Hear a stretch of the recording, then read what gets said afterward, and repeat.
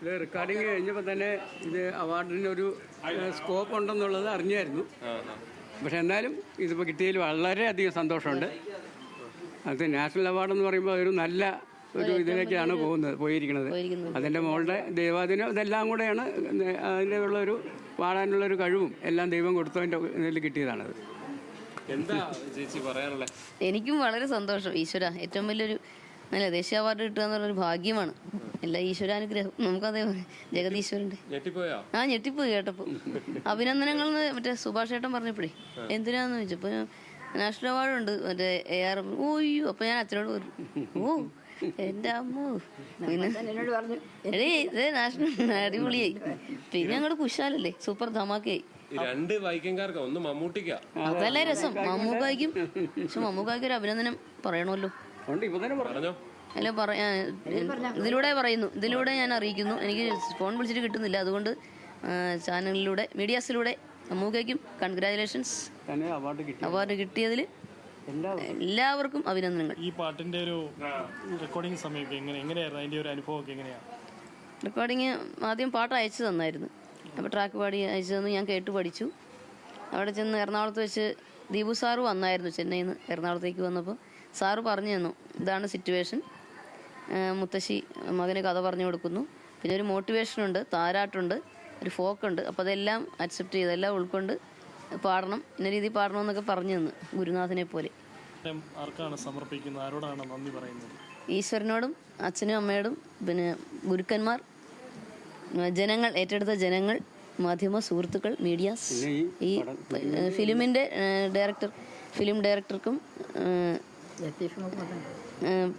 Manu Manjith sir, music director Deepu ചേട്ടൻ, എല്ലാവരും, എല്ലാ അവാർഡിനായി തിരഞ്ഞെടുത്ത എല്ലാ ജൂറി അംഗങ്ങൾക്കും നന്ദി അറിയിക്കുന്നു.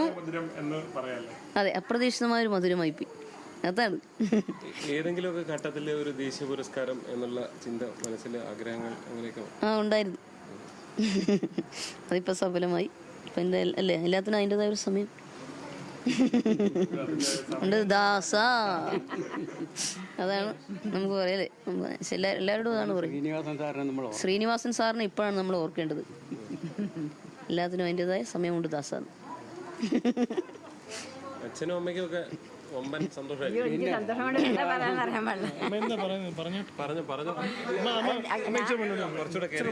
ഞാൻ പാട്ട് കഴിഞ്ഞപ്പോൾ വിജയലക്ഷ്മിയോട് പറഞ്ഞു നാഷണൽ അവാർഡ് കിട്ടുമ്പോളെ പറഞ്ഞു. അപ്പൊ എപ്പോഴാണെന്ന് അറിഞ്ഞൂടാ, കിട്ടുന്നുള്ള പ്രതീക്ഷ ഉണ്ടായിരുന്നു. നല്ല പാട്ടായിരുന്നു. പിന്നെ ജനങ്ങൾ എവിടെ ചെന്നാലും ഈ പാട്ട് പാടിക്കും. കൊച്ചു പിള്ളേരും വലിയ ആൾക്കാർക്കും എവിടെ ചെന്നാലും ഈ പാട്ട് പാടും. ഇപ്പോഴും കാണുമ്പോഴെല്ലാം പാടും. ഒരു സന്തോഷമുണ്ട്. ദൈവത്തിന് നന്ദി. ജനങ്ങൾക്കും മാധ്യമ സുഹൃത്തുക്കളും പത്രമാധ്യമങ്ങളും എല്ലാവർക്കും, തിരഞ്ഞെടുത്ത എല്ലാവർക്കും നന്ദി. ഈശ്വര.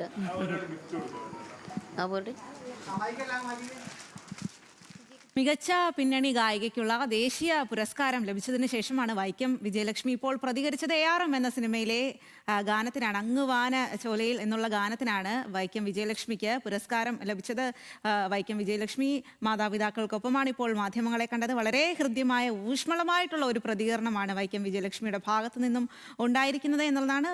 ഈ പാട്ട് പാടിക്കഴിഞ്ഞപ്പോൾ തന്നെ അമ്മ പറഞ്ഞിരുന്നു ദേശീയ അവാർഡ് ലഭിക്കും എന്നുള്ളത്. അതിപ്പോൾ ആ തരത്തിൽ തന്നെ അവാർഡ് ലഭിച്ചിരിക്കുന്നു എന്നുള്ളതാണ്. മമ്മൂട്ടിക്കൊപ്പം ഈ ഒരു അവാർഡ് പങ്കിടാനായതിൽ, രണ്ട് വൈക്കംകാർക്ക് അവാർഡ് പങ്കിടാനായതിൽ വലിയ സന്തോഷം എന്ന് പറയുന്നു. അവിടെ നിന്നുമുള്ള ഈ ഒരു ആഘോഷ കാഴ്ച, സന്തോഷ കാഴ്ചയൊക്കെയാണ് നമ്മൾ കാണുന്നത്. വൈക്കം വിജയലക്ഷ്മിയുടെ പാട്ടുകൾ ഓരോന്നൊക്കെ എല്ലാം നമുക്കേറെ പ്രിയങ്കരമായിട്ടുള്ള ഗാനങ്ങളാണ് എന്നുള്ളതാണ്. നമ്മളെല്ലാവരും ഏറ്റുപാടുന്ന തരത്തിലുള്ള പാട്ടുകളാണ് വൈക്കം വിജയലക്ഷ്മി പാടിയിരിക്കുന്നത്.